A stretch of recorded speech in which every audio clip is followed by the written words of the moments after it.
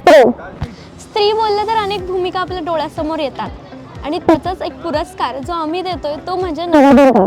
नवदुर्गा या स्त्रियांच्या उल्लेखनीय कामगिरींना दाद देण्यासाठी आपला जीव वाचवत अनेकांचे जीव वाचवत आज आपल्या सोबत आहे पवार मॅडम. नमस्कार. नमस्कार. तुमचं न्यूज अनकटमध्ये सहर्ष स्वागत.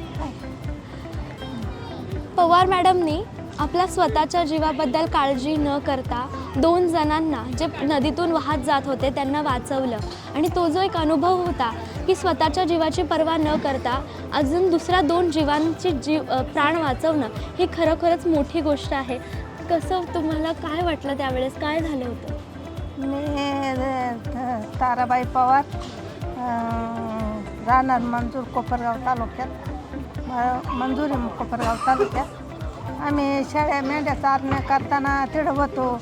मग ते मोटरीचे ऋषी पंप काढणं करताना तिथं आले होते ते. मग ते ओढीत होते, वाढता वाढता वाढता त्यांना पाणी जास्त होऊन गेलं. मग त्यांना ते पाण्यात पाणी कळलं नाही. मग इतकी पाण्याची मोठी लाट आली तर ती 4 ठिकाणी 4 झाली. मग आम्ही जेवण करीत होतो. जेवण तोंडात घास घातला आणि आवळी दिली का वाचवा बा आम्हाला वाचवा.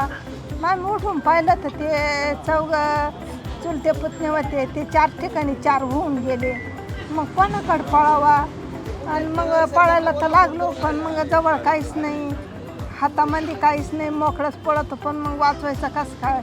मग माझ्या ध्यानात आलं बा आपल्या अंगावर साडी आहे, आपण साडीचं सारण जर त्यांना वाचवलं तर त्यांचं भाग्य अनेक उजळण बा, त्यांचं अनेक त्यांना जीवनदान मिळेल.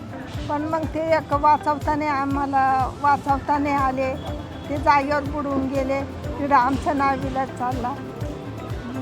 धन्यवाद. पाहिलं ही माऊली जिने 3 जणांमधनं 2 जणांचा जीव वाचवला तरी त्यांच्या मनामध्ये एक छोटीशी खंत आहे की त्यांनी एका जीवाला त्यांना ते वाचवू नाही शकले.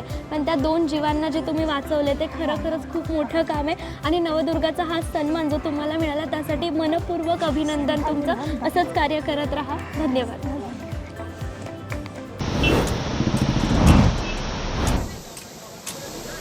100 फूट मध्ये मोटर होती. मग ती वडीत होते. पाण्यात पाणी वाढलं त्यांना काय कळलंच नाही. ते पाणी वाढून गेलं तर ते डायरेक्ट असे जागेवर बुडायला लागले. ते आरोळी दिली त्यानं बा आम्हाला वाचवा आम्हाला वाचवा.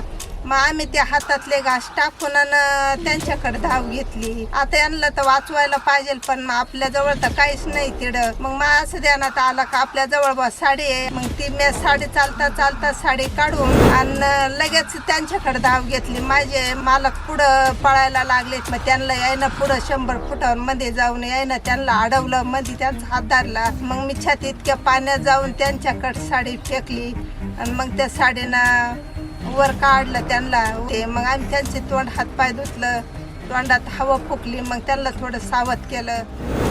जीवाची पर्वा न करता 2 जीवांना वाचवणाऱ्या या आदिशक्तीला आर्यन सन्मानतर्फे मानाचा मुजरा.